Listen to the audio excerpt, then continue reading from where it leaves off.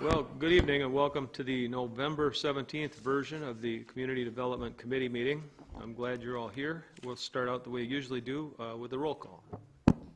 Dan Hansen. I'm here. Jerry Van Someren. Here. Ryan Shirley. Here. Scott Counter. Present. Sean Anderson. Present. All right. The minutes approval. Does anybody have any questions or anything to add to or a problem with the minutes from last month? Thursday, October 20th? No, they'll stand as approved.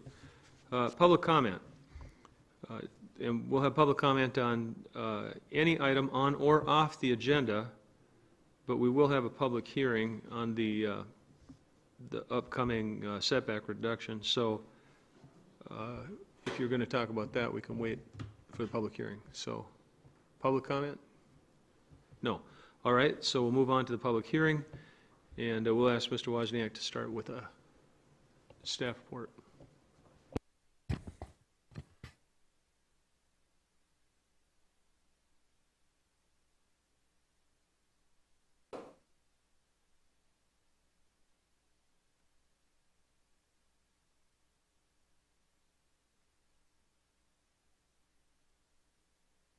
I should have said this is a waiver to reduce the platted structure setback on the lot from 100 to 50 feet along County Highway T, and that's what we're doing.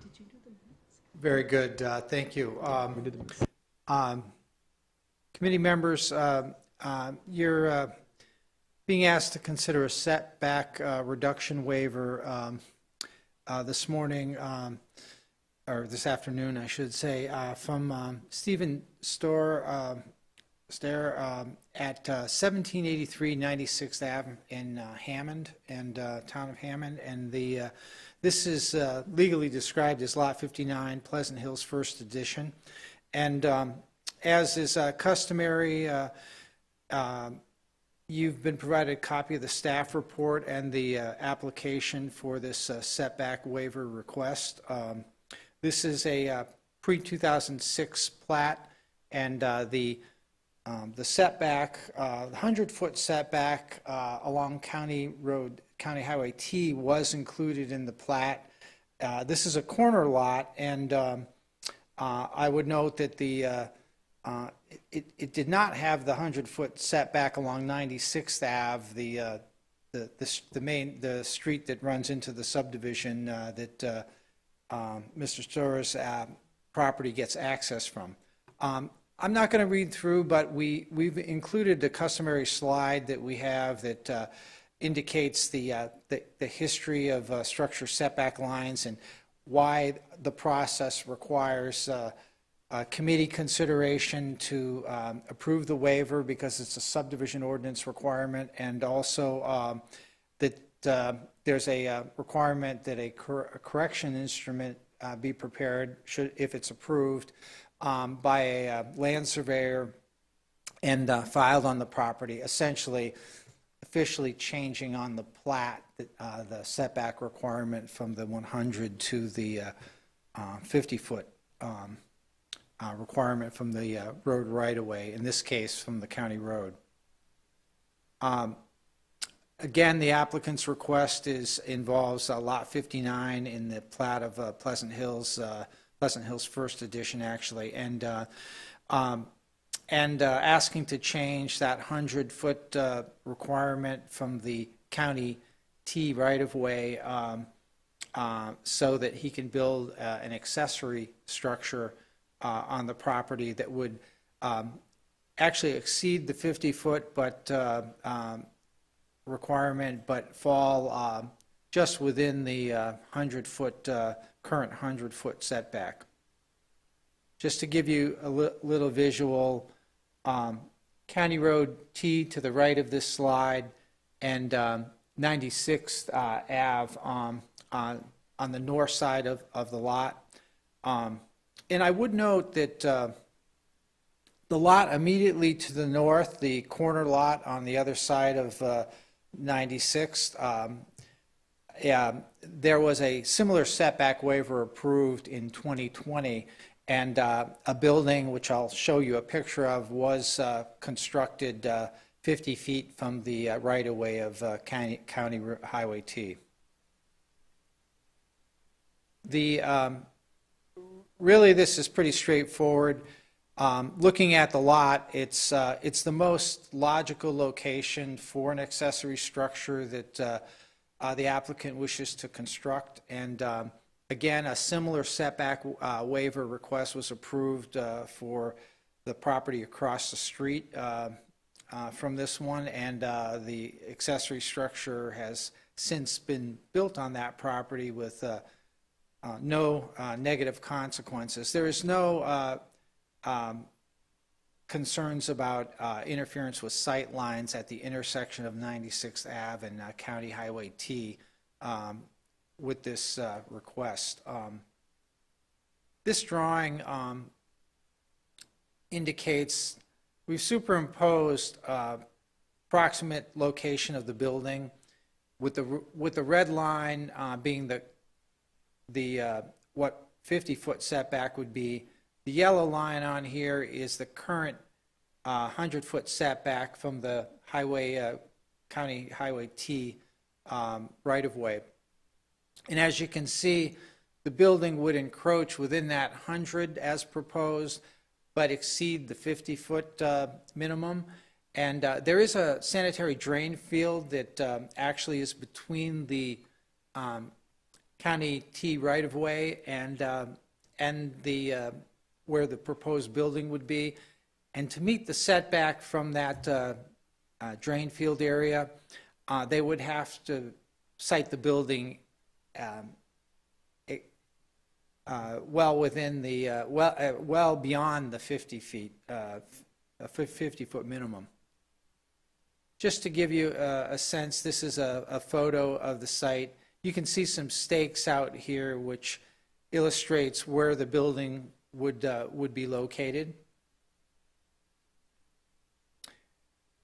This is just a approximate location of the building. It's not an exact orientation of it, but it gives you a sense where on the property it would be located. This view is from the intersection of County T and 96th Avenue looking back. So there is some trees in between and some evergreens planted that will grow up and actually further screen in the future.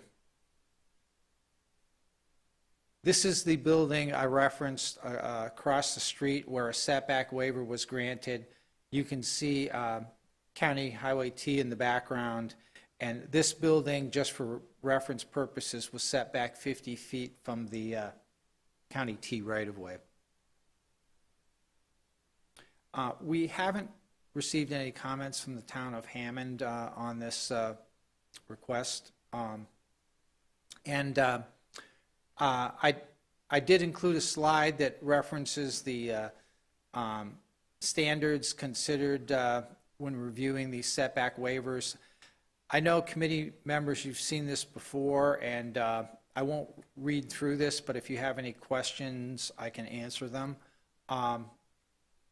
And I note that we included 4 findings related to this recommendation, and I would just note that due to the existing house and accessory structure, there is a smaller accessory structure, as you saw in the photograph, on the property. And the topography and existing vegetation and the location of the existing drain field, a reduction in the structure setback will not negatively impact the layout, design, continuity, and/or aesthetics of the neighborhood. And the reduced structure setback will allow the proposed structure to be located on an appropriate portion of the lot from an access standpoint as well. And I'd note that staff recommendation on this is to approve the setback reduction from 100 feet to 50 feet from County Highway T right-of-way. based on the findings 1 through 4 that I just referenced, and subject to one condition that a Wisconsin registered land surveyor must record with the Register of Deeds office a correction instrument to reduce the setback per the ordinance provision from our land division ordinance referenced here. If committee has any questions, I'd be happy to answer them. I'll note the applicant is present today as well, and While we're in the public hearing, we'll take questions from anybody in the audience first, and then we'll wait until business items to take committee questions. Would you, I'm guessing you're Mr. Storr? Would you like to have anything to say, Mr. Storr? If you do, would ask you to step up to the microphone.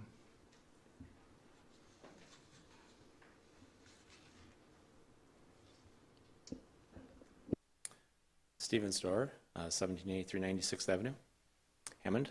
What Mike was saying is with the pines growing up right there, the building is actually 5 years from now, you're not going to be able to see it at all from any road. So that's one of the things that I just wanted to bring up. Thanks for coming. All right. All right, then here ends our public hearing, and I would first like to hear a motion, and then we'll invite Mike back up if we have any questions. I'll make a motion to approve. Do we hear a second? Second.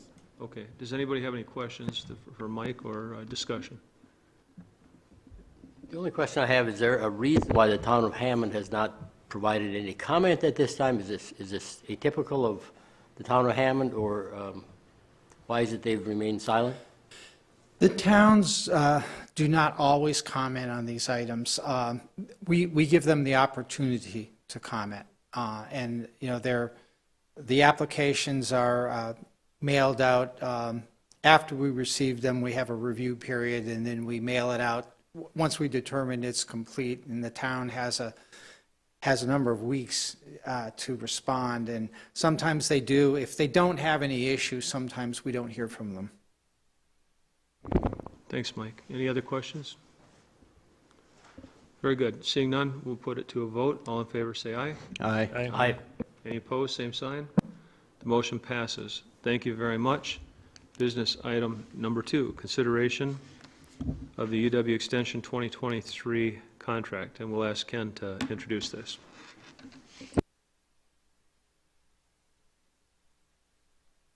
I'll go up here, just the mouse is up here and I can scroll to it. So the contract with UW Extension is fairly routine. We do a contract every year with them. This is in the same format that we have always approved.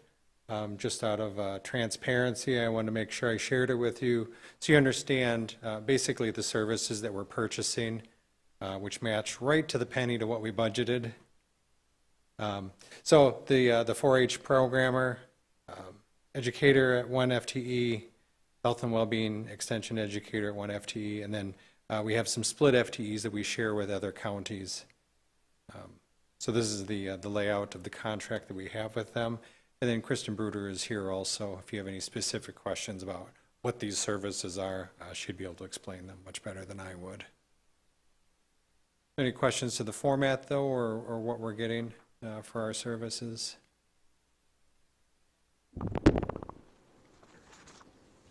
So the FTEs that we split, we just pay that value of 0.25 FTE, and then the other counties pay it. We don't have to combine it someplace and pay the full FTE, is that right? Correct, yep. Okay.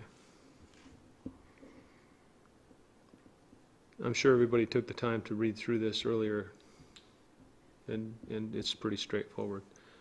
I'm glad to have extension. And Kristen, thank you for coming. Do you have anything to say by way of explanation or thought? I don't. If you have questions on the contract terms or, as Ken mentioned, what the educators do, we'd be happy to address those. Supervisor Hanson did ask me to put together a one-page document that I can certainly hand out. And this document, what this shows is where the, oh, thanks, Julie.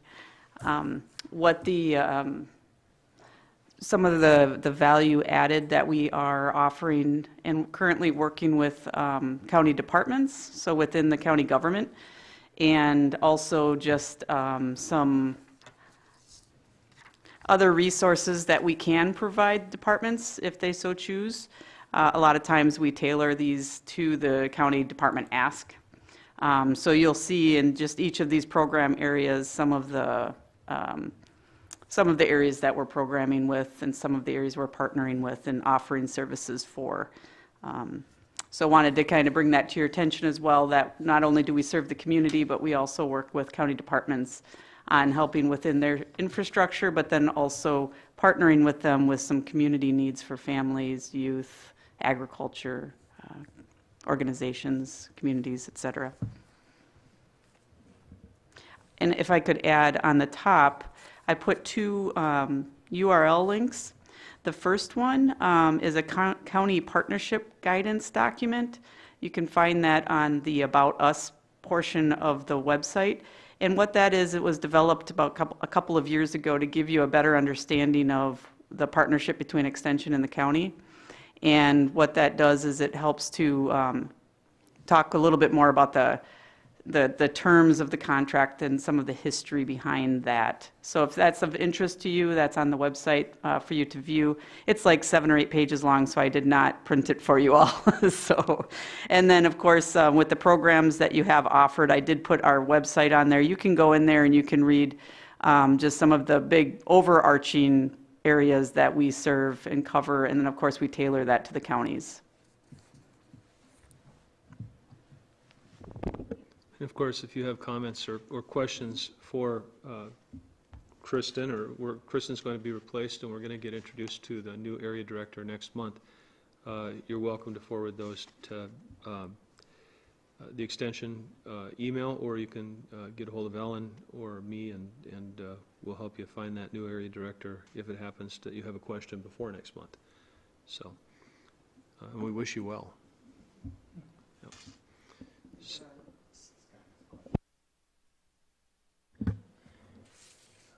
Chris, first off, I just want to say thank you for the experience we've had working with you over the past year. But I also wanted to talk about, just real briefly, on some of my experience with UW Extension. And my term before I was on the county board, I was 14 years on the town board for the town of Star Prairie. And we had used University Extension on several different occasions, dealing with things like when the city of New Richmond were working on a extraterritorial zoning agreement.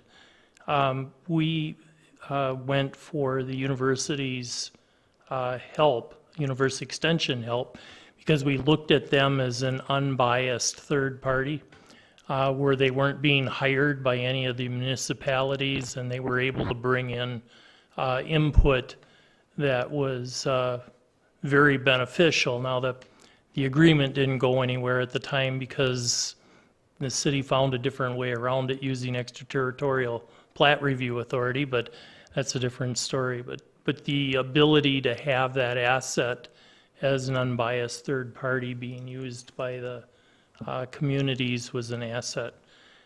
We also had help in some of the towns that got some information from them dealing with town surveys. We had education of the town governments on municipal procedures and public-private partnerships that they came into meetings and talked about. They also worked on a business plan for the New Richmond seniors that has been, they've been instrumental in trying to help part of the facilitation of. So they've been used in our community, and so I think we get a lot for how much we're, what the cost is for what they provide.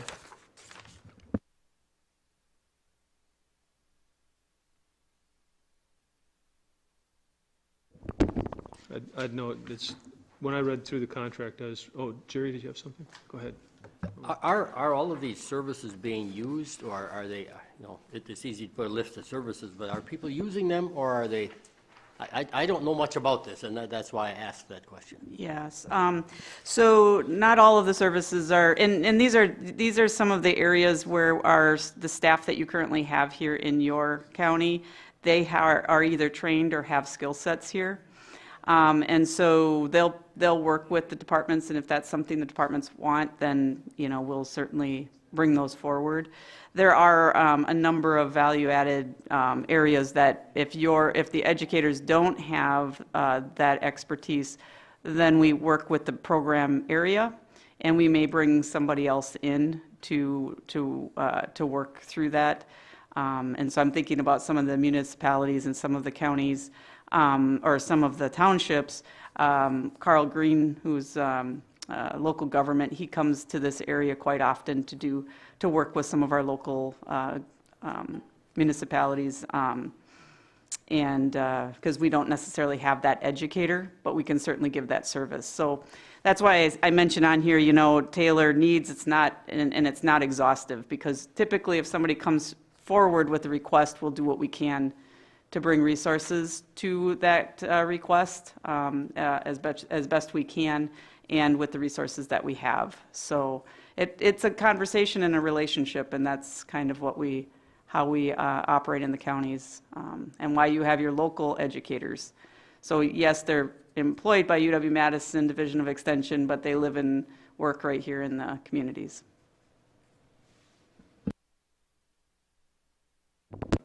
Kind of like a resume, what they can do, this last block, or skill sets that they have, but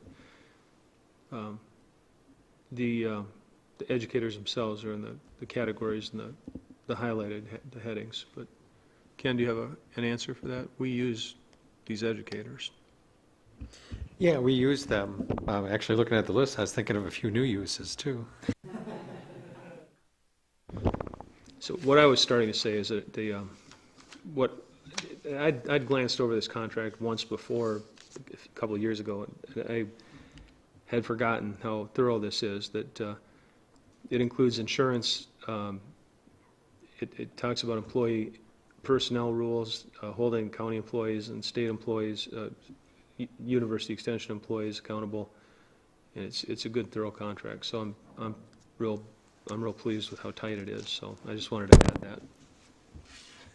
So, thank you. Having said that, I think we're pretty much done with talking about that, unless you have anything else you'd like to add. Anybody? All right, real good. We'll move on to the review of mandated services, and that is Ellen.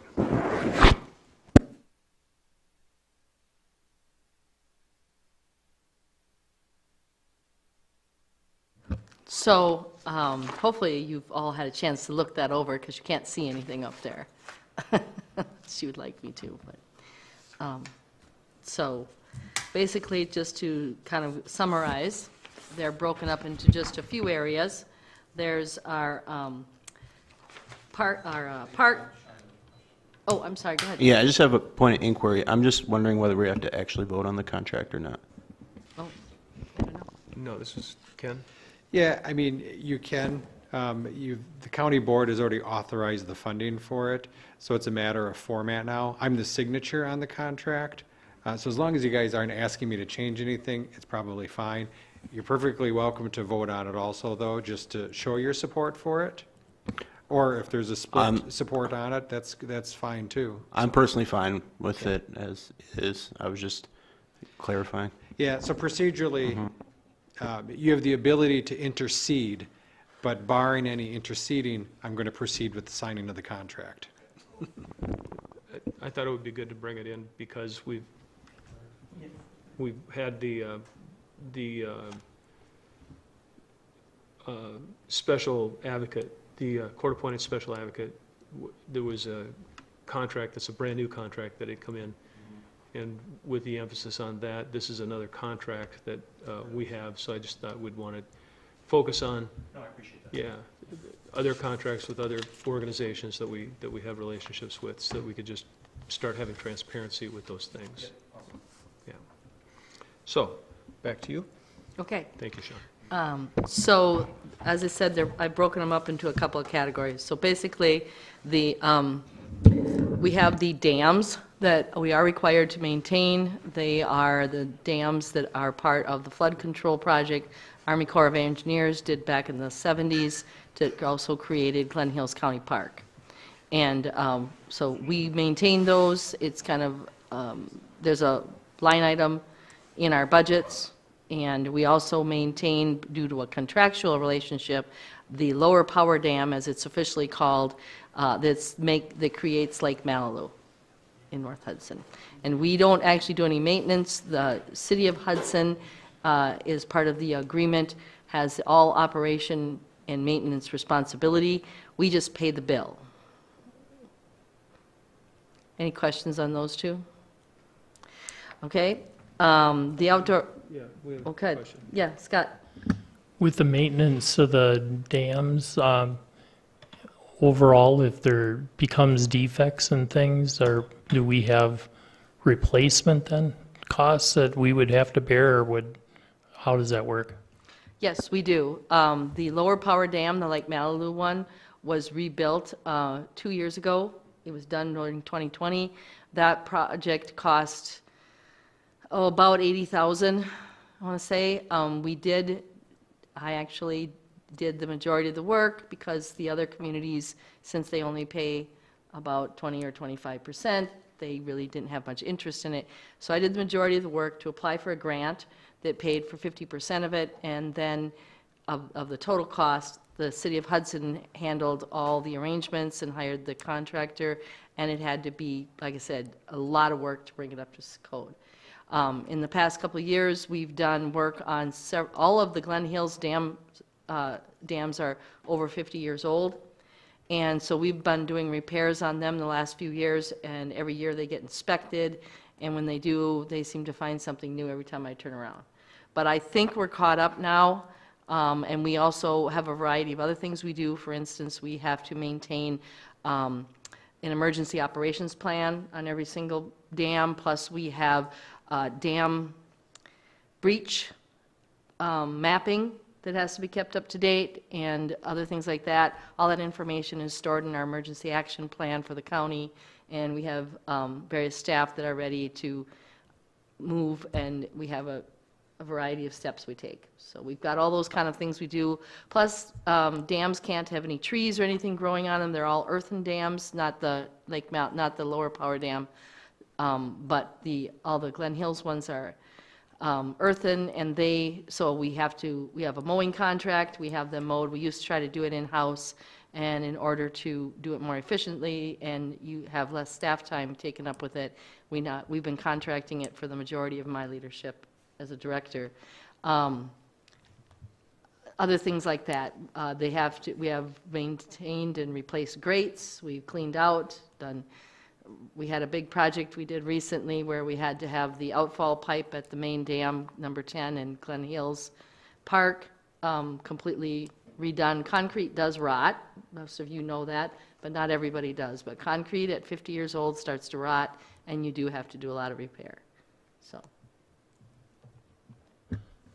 Well, with that in mind, did we have like a life cycle when we're anticipating the Glen Hills systems of dams are going to be in need of a replacement?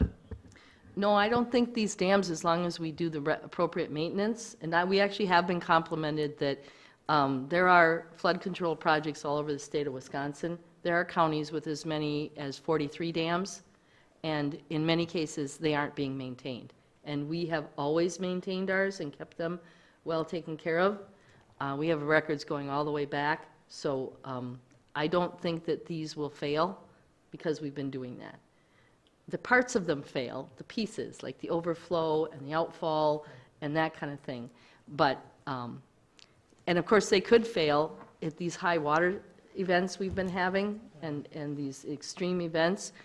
There could be something that could happen there. But we have alarms on 5 out of the 10 dams, and we have the downstream breach plans. So we're doing what we're supposed to do. How's that? That makes sense? So, the one that was probably, that's the biggest issue and is really the lower power dam because of how much it costs us. But this county has tried many years past to get out of that agreement, and it's ironclad. So you're just going to have to keep paying for it. That's what I've been told. Maybe Ken's got a different idea, but no, I don't think so. Okay, what's next? Oh, I'm sorry, I'll keep going. I gotta- So the outdoor rec plan is something that we do every 5 years. If we want to apply for grant funding, we have to keep it up to date, and every 5 years it has to be revised. So we do that, we keep that going. Some of the other, we have all our parks listed here, our various parks facilities. The majority of them, we try to operate, as efficiently, and we charge fees for those that we provide services for. My basic rule of thumb is if we are providing restroom facilities, we charge, because we have an expense. If there's a facility that has no facility, a park that has, or trail, that has no restroom or any facilities like that, there is maintenance, but we don't usually charge. As far as, no, they are not mandated, but almost every one of our facilities has a binding agreement of one kind or another, and I've put in notes about what those binding agreements are. If you have questions about that, I'd be happy to answer that. We have 2 pieces of county forests that were obtained many, many years ago through tax deed. These are actually used for educational purposes quite a bit, and also for hunting, and they do, every so many years, they do produce a little extra income for the parks through the selective harvest of the forest land. They aren't very big. One is 40 acres. At one point, we were down at the state giving a presentation on our resource management plan, and a gentleman said, "You didn't talk about county forests. Everybody has county forests, don't you?" And I said, "Well, we have a 40-acre and an 80-acre piece. And of course, we have counties in the state with have tens of thousands of acres of county forests." And they kind of all laughed and said, "Okay, go on." So that's just the way it is here in St. Croix County. And then we also have our county snowmobile trail system. We partner with the County Snowmobile Association. We do the paperwork, and they do most of the contracting and putting up most of the signs. But by doing the paperwork, we help out, and that way every single cost for operation and maintenance is covered by grants, and that are paid through snowmobile registrations, licensing, and the gas tax. So, any questions on those? Who's going first? Anything? Yeah, I'll go. I have never asked a question about the county forests, and I've been curious. We've had a great deal of conversation about hunting in our parks, but nothing has ever come up about the forests. Please tell me about hunting in our forests. The forests are open to hunting of all types, bird watching, hiking, snowmobiling, etc., and also ATV use. So we've never, and there's not been any problems with it. It goes over quite well, and I believe they're on the list. If you go out on the Wisconsin DNR has a hunting map of locations in our county and all the acreages that are available through U.S. Fish and Wildlife, National Park Service, Wisconsin DNR, St. Croix County, and those parcels are among those that are listed. So, and we have thousands of acres in this county available for hunting. Right. Okay. Nothing else? Okay. Thank you. If you've never read the outdoor recreation plan, it's the basis for all these grants. You should, if you have, an hour and a half and you're sleepy, pick it up. Thank you, Ellen. You're welcome. Okay, so the reason we all came and the highlight of my day, Ken, the finance report. Financial report, I know everybody loves the numbers.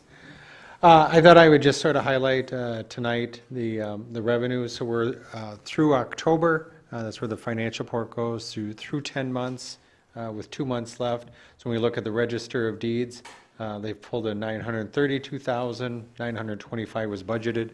So we've hit the budgeted amount for the year. Still below where we were the last couple of years. below where we were at this time last year. But we've hit our budget projection. That's one of the reasons why we sometimes budget a little bit more conservatively on the revenue side. But we are there. On recycling, the state grant came in right about where we thought it would be. Solid waste disposals right about where we thought it would be. So we're right on target in the recycling department. Hazardous waste, we haven't recorded a lot of the numbers here, so we'll skip over that one for this month. Do you have a question on that one, Sean? How did those costs look this year compared to last year? I'm guessing they were higher, but was it as dramatic as previous increases have been? No, in fact, it was under. Attendance was down, and expenses were down, and and also the revenue was more around about 14,000 instead of the 16, which is fine because all the costs were down. So it was down. I do think that there were a couple reasons for that that we will try to address. We're not trying to go over, but we did have a different time frame, a little bit different dates, and we do try to do that because we want to make sure that new people come. And this year, just like every last several years, when we ask people, is this your first time? 50%, it's usually the first time they've ever done a household hazardous waste collection, so, which is valuable because it means we're getting things out of the waste stream and we're educating people. But no, it was down, it was not over. But like, I guess the things like the activation fees and just the general service stuff was down? The total amount, the actual total amount of tonnage was down, but not as much as the attendance. And the activation fees and stuff were reduced because this year we utilized the local vendor, LRI. So, Does that mean that fewer people were bringing more stuff per person? that's been the trend for many, many years. It's just that usually has been enough people that the cost goes up because it's the disposal cost that kills us. I shouldn't say kills us. Everything is bad, but it's the disposal cost that really eats up the money. So the amount brought in was definitely down. And that does concern us because our whole objective is to keep it out of the waste, out of the water bodies and out of our groundwater. So, yeah. Is that typical that 50% are new users every Yes. year? We've been surveying that for about 5 years, and it's almost always right around 50% are new, have never been before. Makes sense. I cleaned my garage about 2 years ago. I haven't had a reason to go back. That could very well be the reason. New hazardous waste just doesn't show up every year, huh?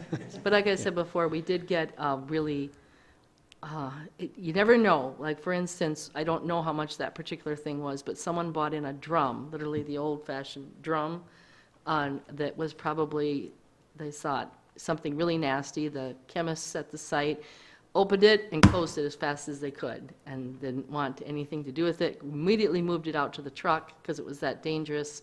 And also, I don't know, but we knew it was probably in excess of several $1,000s to dispose of just one drum. So, hey, if someone brings something like that in, that's why this is so valuable. So, And we're not drinking it. or, yeah, worrying about anybody else drinking it. That's so. right. Ken, anything else? Yeah, I was just going to finish the other departments. So parks, if we look at that, so the revenue for parks fees is at $394,000. We budgeted $381. Last year at this time, we were at $407, so down a little bit, but we are still hitting our budgetary numbers.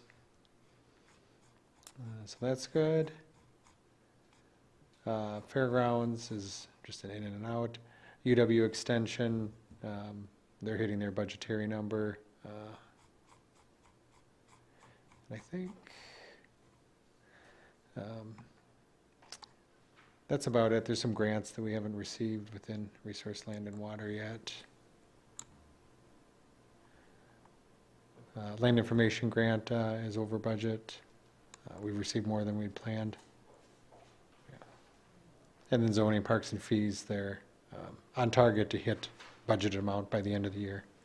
So that's it for revenues. That's what I wanted to highlight this month, sort of a snapshot, because we're sort of hitting those budgetary numbers at this point. And with just a couple months left, but otherwise, everything looks pretty good. What's the red ink on the bottom of the resource land and water conservation sheet, 6110? Yep. Are we waiting for a grant, or what is that? Yep, there's a whole bunch of grants, especially this one. So we're expecting roughly $250,000 in grants, state conservation development grant, and we have not received anything within that line item yet. So that's why you're seeing a negative amount on the bottom. But we're on track. Yeah. Ellen will give you an update on where we're at with that one. I don't know offhand. The grant that is the 146,000 one, that one, state likes to send it on December 31st. That is true. Okay. So, and the other one is a reimbursement one, and they've been doing a lot of work this year, getting a lot of projects in, and they're just anticipating they'll send off the request for reimbursement, and then the auditors, even when it comes in January and February, usually post it back. And that's just, rather than sending multiple requests, that's just how we're doing that one. Yeah. You can look, you can see, so prior year, so on that line, that 43580 line, so prior year, we'd received 15,484, but by the end of the year, we had booked 219,000. So I know we're at zero right now, but really, we're only about 15,000 off from where we were at this point last year. There's another $250,000 coming. Yeah. What's a $250,000 between friends? Okay, no, thank you for that, I understand now.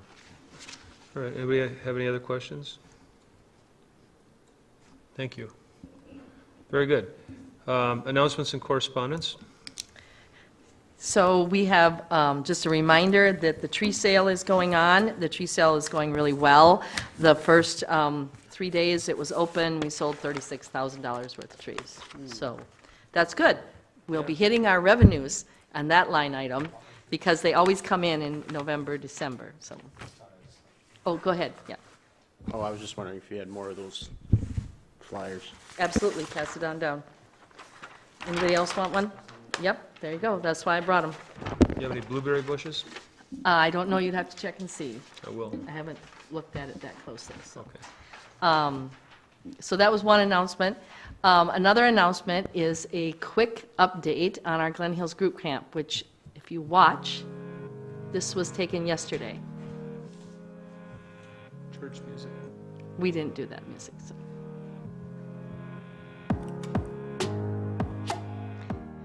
That's the 3 parts of the group area. This is the dump station on the far side. It's our new group camp for weddings and events, group facility. That's the person who's doing the video. That is a nice shelter. It's beautiful. I just love how all the architecture carries through the parks, everywhere, on the loop trail, everywhere. So that was a video provided to us by the architect, Michael Huber. Just wanted to state that because he did that whole video and took it. They also provided us with a few pictures if you wanted to look at those, but just wanted to announce that we had the final walkthrough yesterday, and things looked really good. We have a small punch list for next spring, and other than that, we think we're going to be ready and open for business. Come. The first reservations were put in today. Okay.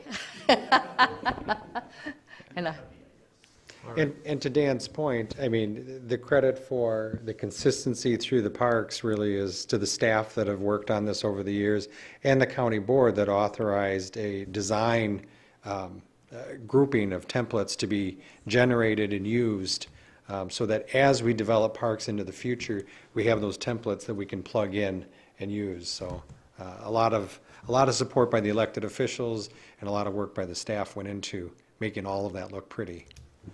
I was here the night we argued about that. Yeah, that was kind of fun. It was a long time ago.